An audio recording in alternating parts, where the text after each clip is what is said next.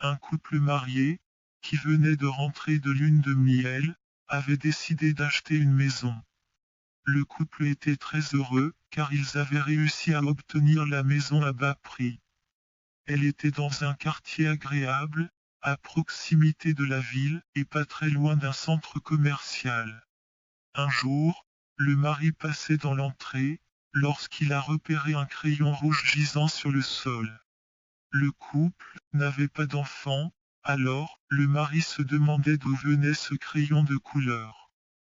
Peut-être que les anciens résidents l'ont laissé derrière eux, s'est-il dit en le jetant tranquillement à la poubelle. Le lendemain, le mari est rentré du travail pour trouver un autre crayon rouge posé exactement au même endroit. Perplexe, il a décidé d'en parler à son épouse. Le visage de la femme a pâli quand il lui a apporté. Elle lui a dit que, chaque jour depuis qu'ils avaient emménagé dans la maison, elle avait trouvé des crayons rouges en faisant le ménage. Ils étaient toujours posés au même endroit, au bout du couloir.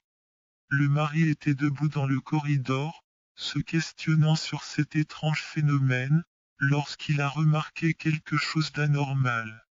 Le couloir était trop court par rapport à la taille de la maison. Il a tapoté sur le mur au fond du couloir, qui lui a rendu un son creux. Curieux, il a alors commencé à décoller le papier peint, malgré les protestations de sa femme. Derrière le papier peint se trouvaient deux portes coulissantes.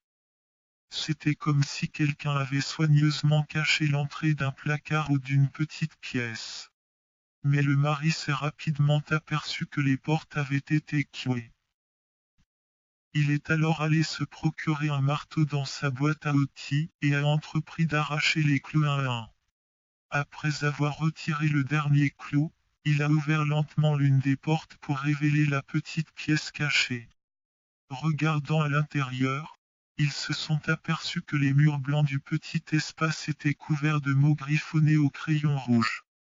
Les mêmes mots, répétés encore et encore, des dizaines de fois. Je suis désolé maman, laisse-moi sortir.